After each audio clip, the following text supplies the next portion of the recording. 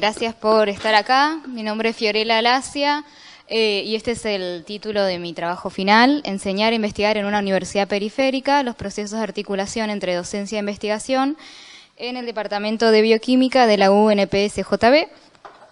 Yo soy bioquímica de grado, un poco no para hablar de mí, hacer autorreferencia, sino para explicar la elección del tema. Soy docente de la Facultad de Ciencias Naturales, para que por ahí perdonen algún pecado, digamos, no tengo formación en humanidades o apenas en el posgrado un poco. Y bueno, también otra cuestión que motivó la elección del tema es esta tensión que yo siempre por ahí percibí siendo alumna, siendo docente también, ¿no? Esto de las obligaciones o la responsabilidad de los docentes a la hora de esta doble partida del rol, ¿no? Por un lado, generar conocimiento y por otro lado, enseñarlo, transmitirlo, digamos, o construirlo con los alumnos, a la par de los alumnos. Así que, bueno, voy a hacer un recorrido muy brevito sobre la investigación. Voy a hacerme de ayuda de Springfield para explicarles un poco más ameno, ¿no? Esta es la universidad y, como sabemos nosotros, la universidad es un tipo de institución donde conviven diversos roles o diversas funciones. Esto trae aparejado todo un debate sobre cuál es la misión o el rol de la universidad. Digamos, originariamente fue exclusivamente la docencia o la enseñanza, pero esto se fue complejizando en los últimos 200 años, al modo que hoy en día son las instituciones donde se genera el conocimiento científico en primer lugar, ¿no? Bueno, entonces, en la universidad nosotros tenemos la gestión, la extensión, Ned Flanders, por supuesto, y también la docencia y la investigación como las funciones que recaen sobre el cuerpo de docentes, ¿no? O sea, los docentes como cuerpo tenemos que cumplir con todas estas funciones. Entonces aquí viene la pregunta, la desesperación, el spoiler para los que quieran dedicarse a esto, es cómo hacer, ¿no? Malabares. Uno tiene que vérselas con tutorías, con clases, preparar exámenes, cursos, someterse a evaluaciones y someter a otros a evaluaciones, participar en congresos, escribir papers, bueno, participar de reuniones, tomar decisiones, ¿no? Es como que parece que uno hace malabares, un poquito de cada cosa, tocando de oído a veces, porque uno por ahí llega a la docencia universitaria por distintas trayectorias, pero a veces sin mucha experiencia. Entonces, bueno, esa tensión y ese malabarismo que hacemos los docentes es un poco lo que me propulsó a tomar este tema como investigación del trabajo final, ¿no?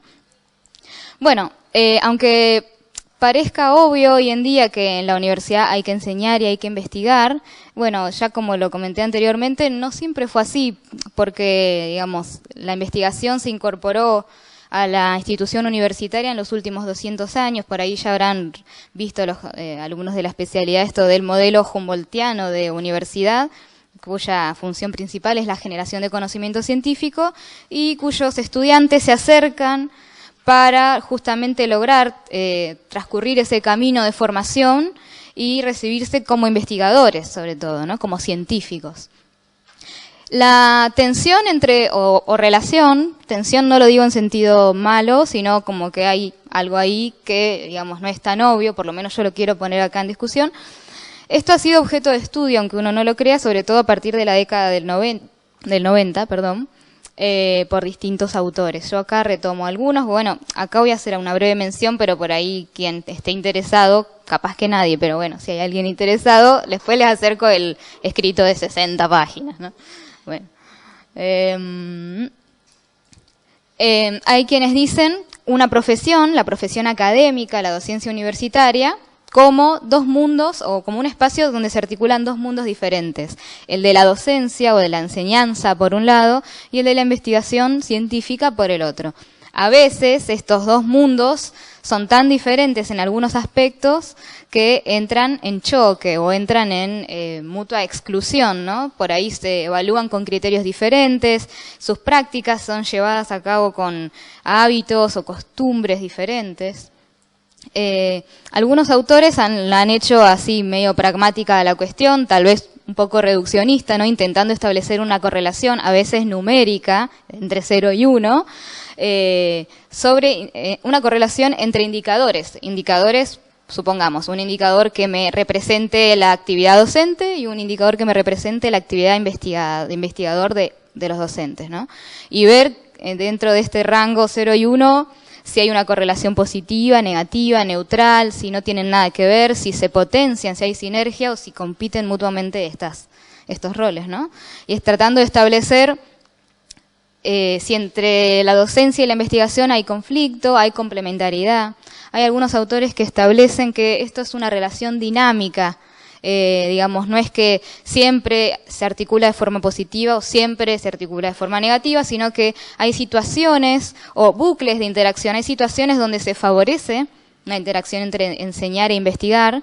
Por ejemplo, en el posgrado, cuando los docentes por ahí impartimos cursos más específicos ligados a nuestras actividades de investigación, y hay momentos o situaciones o tareas para cumplir donde tal vez esta interacción es más dificultosa. Por ejemplo, cuando uno enseña en las materias del primer año, que generalmente son conocimientos introductorios a las disciplinas o a las materias, y los investigadores no solemos poner en cuestión conocimientos tan básicos, digamos, en el sentido de que son introductorios a la disciplina, ¿no? Es decir, por ejemplo, yo enseño química, yo no investigo sobre los fundamentos del átomo, lo tengo que enseñar, lo que yo investigo será otra cosa muy en el costadito del mundo de la química, pero bueno, ahí hay una articulación dificultosa, ¿no?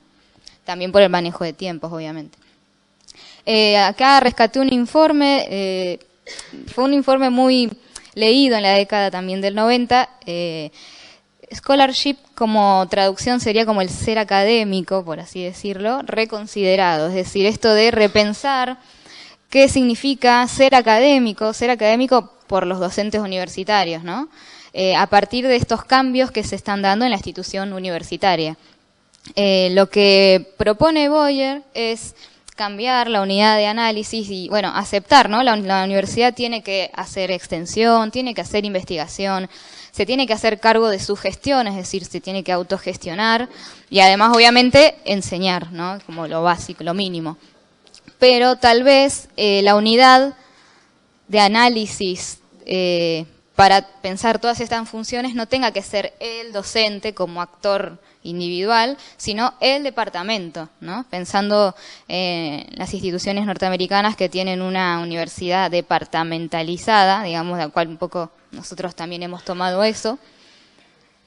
Por lo tanto, hay que hacer todo, pero lo tendría que hacer el departamento, propone él, y hacia adentro de los departamentos, bueno, ver qué perfiles de docentes se acomodan mejor a estas distintas funciones. Tal vez la creatividad de algún docente es más funcional para lo que es enseñanza o investigación, y hay otros docentes que tienen más talento a la hora de organizar o gestionar o consiguen cosas que otros docentes no consiguen. Entonces lo que habla Boyer es el departamento como un mosaico de talentos donde cada uno puede hacer un perfil diferenciado y al mismo tiempo, como colectivo, todos cumplimos con las 4 funciones, ¿no? Bueno, obviamente ya las tensiones creo que fueron quedando más o menos enumeradas, ¿no? Esto de los tiempos, las energías destinadas a cada tarea, a la hora de evaluar también esto cuenta, ¿no? A evaluarnos y ser evaluados como docentes. Bueno, otra palabrita que está en el título es el concepto de periferia, un concepto que tomé, de la mano de Raúl Muriete, que me olvidé de decir que es mi director, o fue mi director. El concepto de periferia tomado prestado de la macrosociología. Cuando uno piensa en periferia, piensa en un centro, ¿no? Centro y periferia es como un binomio que es como la manteca y el pan, por así decirlo, ¿no? Como que 2 cosas que van juntas. Bueno, cuando hablamos de centro, a nivel instituciones universitarias nos referimos a aquellas universidades o aquellos países y en las instituciones de esos países donde se produce el conocimiento científico de punta, ¿no? Y la periferia seríamos, los países latinoamericanos, entre otros, donde, bueno, estamos como un poquito más rezagados en algunos conceptos, acá en el centro lo puse al señor Burns como no podía ser de otra forma. acá, perdón. George Vasalla, en la década del 60, fue uno de los primeros que analizó cómo es la generación o la expansión de la ciencia en el mundo occidental a partir de analizar esto de las instituciones. Y fue el que propuso la idea de instituciones del centro e instituciones de la periferia, ¿no? ¿Cómo se consolida la ciencia en los países periféricos? Bueno, lo que él va a proponer es mediante una difusión, es decir, desde el centro hacia la periferia. ¿Cómo es la difusión? A través de investigadores, en un principio del centro, que viajan a esas periferias a tomar datos, a realizar observaciones, y luego se instalan ahí generando sus propias escuelas de discípulos, ¿no? De seguidores, de gente formada con ellos, hasta consolidar la ciencia en la periferia. Por así decirlo, habla de una etapa de ciencia colonial, donde en las periferias se están acomodando las cosas, y luego cuando en la periferia esos grupos logran como tomar autonomía, bueno, ahí ya se desarrollan sus actividades científicas de forma más autónoma del centro, respecto del centro, ¿no?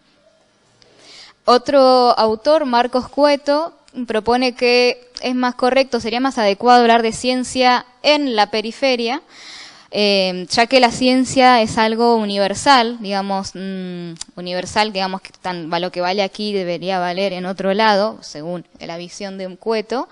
Es más adecuado usar la expresión en la periferia, porque lo que hay que poner de relieve, porque es diferente, son las condiciones de producción de conocimiento, es decir, menos plata, menos infraestructura, menos investigadores, bueno, digamos, ¿no? Países periféricos, digamos, si no lo sabremos nosotros. Por lo tanto, él lo que va a decir es que hacer ciencia en la periferia es distinto que hacerla en el centro, y a su vez, en la periferia tampoco es que es todo lo mismo, hay heterogeneidad, digamos, hay trayectorias heterogéneas, y incluso es posible hacer ciencia de excelencia pese a las condiciones periféricas, ¿no? ¿En qué se basa Cueto? Tiene la imagen del grupo de Husay como un ejemplo de un grupo exitoso que hizo ciencia de punta en la periferia. Bueno, también tenemos la propuesta o el análisis de Ebe Bessuri, que tuvimos el placer de escucharla aquí, casi que le pido un autógrafo cuando la fui a ver. Ella sí iba a hablar, se va a jugar y iba a decir, no, en la periferia no, ciencia periférica, o sea, es distinta la ciencia que se hace en la periferia, tiene sus particularidades o su naturaleza que merece ser puesta de relieve porque es diferente de lo que ocurre en el centro, ¿no? Ella va a poner atención sobre tres cuestiones para poder explicar cuál es la naturaleza de la ciencia periférica. Bueno, acá tenemos un científico del centro y acá uno de la periferia, que son colores distintos. Sobre conceptos, no es lo mismo la investigación que se hace en el centro, donde se están revisando los conceptos fundamentales de las disciplinas, mientras que en la periferia los científicos somos o son, no sabría cómo ponerlo, bueno, más conservadores a la hora de discutir conceptos, ¿no? Sobre los temas elegidos en la periferia, generalmente los temas que se eligen son más bien de aplicación, de reacomodación, de perfeccionamiento, mientras que los temas totalmente innovadores o disruptivos son temas que se investigan en el centro, no en la periferia, ¿no? Y bueno, también un análisis de las instituciones, ¿no? Las instituciones que forman parte del sistema científico no tienen el mismo peso en el centro que en la periferia, ¿no? Otra cosita que quería traer a colación es un investigador también, bueno, Ebe Bessuri es venezolano-argentina, él es argentino, Pablo Kramer, que propone analizar la dinámica centro y periferia a partir de indagar en cómo sucede esto de las tradiciones de investigación, es decir, cómo se forman los científicos de la periferia siguiendo las tradiciones de los científicos del centro, ¿no? Pero una relación de tipo maestros-discípulos, y luego esos discípulos que a su vez tienen sus discípulos, y así se genera una especie de escuela de pensamiento o tradición de investigación en la cual cada discípulo mantiene algo de su maestro, pero también propone algo nuevo. A él le parece más rico analizar la relación centro y periferia a partir de rastrear nuestros investigadores, dónde fue que se formaron en el centro y así hacia atrás, ¿no? Bueno, y Raúl Murietti hizo su aporte para la tesis muy importante porque en su tesis de doctorado lo que puso de relieve es cómo se constituyó la comunidad de investigadores en la universidad local, ¿no? Y lo que yo tomé también de Raúl, prestado con su permiso, fue la idea de doble periferia, es decir, en la periferia no es todo lo mismo, un poco también adhiriendo a lo que dice Marcos Cueto, sino que además hay una periferia en la periferia, ¿no? Eso seríamos nosotros, los patagónicos. Si hubiera un centro en esta periferia que sería Latinoamérica o Argentina, serían la UBA, Córdoba, La Plata, Rosario, supongamos, Tucumán, no sé. Pero la Patagonia seguro que es la periferia de la periferia, y si hubiera otra periferia seguro que estaríamos en esa tercera periferia, ¿no? Entonces, la Patagonia como doble periferia, como un espacio donde hay situaciones que son bastante distintas del investigador. Busqué una foto linda. Bueno, hay particularidades que tienen que ponerse de relieve porque estamos lejos, porque somos jóvenes, porque hay poca gente, porque es difícil, porque, bueno, ya todas las penas que lloramos todos los días en los pasillos, ¿no? Y un brevita mención a lo que es la carrera de bioquímica. ¿Por qué bioquímica? Es una profesión que surgió en el país, porque no en todos los países existe la carrera de bioquímica y el profesional bioquímico, que fue pensada para auxiliar al equipo de salud. O sea que es una carrera con corte profesionalista. Sin embargo, en todos los cambios a partir de la ley de educación de superior y bla, bla, bla, que ocurrieron en los 90, digamos, todas las carreras tuvieron que abrir su espacio de forma obligatoria a la investigación. Entonces, de repente, gente que laburaba en el ámbito clínico se tuvo que poner a investigar, a escribir papers. ¿Por qué? Porque surgió el sistema de incentivos a la investigación docente, que era la platita que no venía por un lado, venía por ese lado. Y bueno, un poco como que fueron profesionales que de repente, de golpe y porrazo, tuvieron que ponerse a investigar. En algunos casos contentos y en otros casos enojados, porque bueno, tal vez no era eso lo que querían hacer en la universidad, pero ahí preferían la otra cuestión más de la enseñanza profesional, ¿no? Obviamente hay desigualdades a nivel nacional en la carrera de bioquímica, como en cualquier carrera universitaria. Estos son datos sacados de informes de CONEAU. Nuestra carrera de bioquímica, bueno, a los últimos 10, 15 años ha mejorado, tenemos acreditaciones como bien limpitas, prolijitas, pero en sus comienzos obviamente eran muchas dedicaciones simples. Entonces, digamos, ¿cómo vamos a investigar si el 80% de nuestros docentes en bioquímica son dedicación simple? Tampoco era mucha la cantidad de doctores que pudieran actuar como guías locales, sino que hubo pedirle prestado directores a la UBA. La infraestructura, bueno, digamos esto de poner nosotros mismos la piedra fundamental para poder armar un laboratorio, el acceso a las convocatorias, ¿no? Todo esto no es lo mismo la carrera de bioquímica en la UBA, donde se creó, que ya tiene como un montón de años de antigüedad, que aquí en la Patagonia. Si bien bioquímica fue de las primeras carreras de la Universidad de la Patagonia, bioquímica, farmacia, geología fundaron la Facultad de Naturales, ¿no? Y ahora vamos muy rapidito sobre lo que investigué. Este fue el objetivo general. A partir de lo anterior, analizar las complejidades en las que las prácticas docentes de investigación se llevan adelante, acotando, ¿no? En el ámbito del Departamento de Bioquímica, Facultad de Naturales y de nuestra universidad. Y desglosado en dos específicos. Uno, reconocer los procesos y situaciones que se presentan en el trabajo universitario al momento de intentar articular estas dos prácticas. Y describir el ámbito de la investigación, en especial referencia a las actividades de formación en un contexto de doble periferia. Metodología, entrevistas en profundidad a docentes e investigadores, tratando de respetar que sean profesores en el cargo de profesor, no profesor, digamos, sino profesor, que son el top one de la cátedra, con bastante antigüedad o más de 10 años, que dirijan grupos de investigación. Por lo tanto, generalmente todos tenían dedicación exclusiva, salvo uno que tenía su doble ligadura con ISET, por lo tanto no tenía dedicación exclusiva acá. Pero claramente dirigía un grupo de investigación. Y además análisis de documentos, normativas e informes relacionados a estas actividades, a nivel local y a nivel nacional también. Categorías de análisis, donde estos 5 docentes que yo entrevisté, más o menos fueron expresando de forma recurrente algunas cuestiones, ¿no?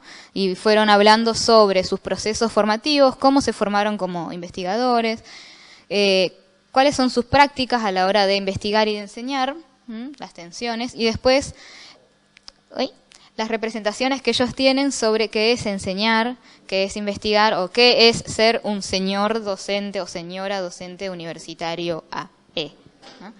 Bueno, en procesos formativos, ¿cómo llegaron ellos a ser investigadores, los investigadores que son hoy? Algunas cuestiones que surgieron es cómo decidieron dedicarse a la docencia, algunas cuestiones que tienen que ver con la vocación, formarse en la periferia, ¿no? La afiliación, esto de pasar a formar parte de las tradiciones de investigación, sobre todo de la UBA, un fuerte rol de la UBA, un poco como que nos tuteló a la hora de generar o de avanzar en la carrera de bioquímica. Un poco el modelo a seguir fue la Facultad de Bioquímica y Farmacia de la UBA, donde siempre hubo una fuerte impronta de la investigación, ¿no? Ahí están las huellas de Jusay y de Leloir, ni más ni menos. Todavía están sus cositas por ahí, dando vueltas. Articulando la formación con la docencia, esto de arrancar en las materias de cero. ¿De cero por qué? Porque hubo que arrancar con prácticos, para hacer prácticos hubo que adquirir equipamiento, para adquirir equipamiento hubo que presentarse a convocatorias, para presentarse a convocatorias hubo que hacer un doctorado, para hacer un doctorado hubo que viajar a Buenos Aires, bueno, y así para atrás, ¿no? Arrancar de cero quiere decir que para renovar la carrera hubo que empezar muchas veces de muy, muy, muy abajo. Y después, ¿por qué acá no? Esto de intentar replicar en la periferia doble lo que se hace en otras instituciones más centrales, ¿no? ¿Por qué aquí no podemos hacer investigación básica o por qué aquí no podemos investigar en algo que no sea solamente contar plantas en el jardín, sino hacer investigación experimental, que es bastante diferente, digamos, no en cuestión estadística, hablar de proporciones o qué sé yo, sino hacer experimentos, ¿no? Que es algo bastante diferente. ¿Por qué acá no? Esto, bueno, era claramente un optimista esta persona. Prácticas institucionales, algunas cuestiones que saltaron es cómo ellos fueron incorporándose al sistema de investigación, las becas SIN, que son becas que se le dan a los alumnos avanzados de carreras de grado, que están incorporados a proyectos de investigación para que tengan un sustento y puedan hacer investigación ya de forma antes de graduarse, ¿no? Las becas SIN como un espacio donde ellos pueden reclutar gente a los proyectos de investigación y al mismo tiempo ir formando futuros investigadores, o sea, un espacio donde se puede articular la docencia con la investigación. La docencia en el posgrado, es decir, dirigir doctorandos, es otro espacio donde uno al mismo tiempo que está investigando, está enseñando, está formando al doctorando. La distribución de tiempos, esto es el punto crítico, digamos, ¿no? Cuánto tiempo se dedica a la docencia y cuánto a la investigación, a veces son incompatibles. Y cómo articularlo con la extensión. Muchas veces, además, ahora sobre todo con carrera docente, hay que hacer extensión, no importa qué, pero hay que hacer. Bueno, ¿cómo articulamos para que no sean 3 naranjas diferentes, que sean por lo menos naranjas del mismo color y del mismo tamaño, ¿no? Para no hacer tantos malabares. Y bueno, luego la representación, digamos, para la gente del ámbito de sociales, estos son unos cientificistas tremendos. Ser investigador es ser doctor, digamos, uno no puede recibirse investigador sin antes pasar por la formación formal, es decir, una tutela, un plan de estudio estructurado, ¿no? Un plan de trabajo evaluado por pares, etcétera, etcétera. Estar formado en bioquímica es estar formado en la disciplina de bioquímica, es decir, uno pasa a ser investigador cuando se recibe de doctor en algo de bioquímica, no en algo de educación. O sea, alguien que hizo un doctorado en educación no está formado en bioquímica, por así decirlo. El estar formado se usa como una categoría para la disciplina exclusivamente. Y sobre los criterios de calidad, bueno, esto también daría mucha tela para cortar, pero básicamente lo que nos diferenciaría de otros niveles educativos es la capacidad de generar conocimiento científico, disciplinar, de vuelta, no sobre cuestiones de la enseñanza, de la institución universitaria, sino de la disciplina bioquímica, para diferenciar de investigación como forma de autoevaluar y generar conocimiento sobre la propia práctica docente. Digamos, esto es bien diferenciado. Investigar en temas de bioquímica, moléculas, átomos, células, etcétera. Algunas consideraciones finales, porque ya estamos llegando al final. Me permitió poner en valor la trayectoria de estos docentes, porque fueron como los iniciadores de la investigación en el departamento, fueron profesores muy queridos también de la carrera, que ya están prontos a jubilarse algunos. Digamos, pasaron por todas, tuvieron que viajar, ir y volver, digamos, resignar tiempos con sus familias, poner platas de su bolsillo, y la verdad que ahora tenemos algunas cosas tan aceitadas que no ponemos en valor a veces que eso alguien lo tuvo que hacer en algún momento, ¿no? Bueno, en este caso fueron ellos. Está bueno esto de repensar los distintos talentos que puede haber en un departamento, ¿no? Porque tal vez esto de que sea obligatorio que todos tengamos que hacer un poquito de todo, nos quita la oportunidad de explorar los distintos perfiles que tenemos dentro de nuestro cuerpo docente, ¿no? Algunos más inclinados hacia la investigación, otros más inclinados a profundizar en la docencia como una práctica, ¿no? Como una práctica profesional. Sobre todo ahora que está implementada la carrera académica y que tenemos que ser cada vez evaluados de formas más detalladas, estaría bueno repensar si vale la pena tener un criterio tan unificador como es la producción de papers o la producción de tales indicadores para abarcar ese mosaico de talentos que podemos llegar a ser, ¿no? Y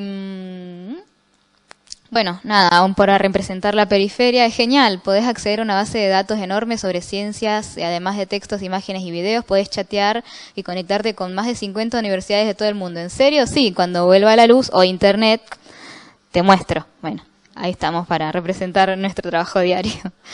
Terminamos con esto.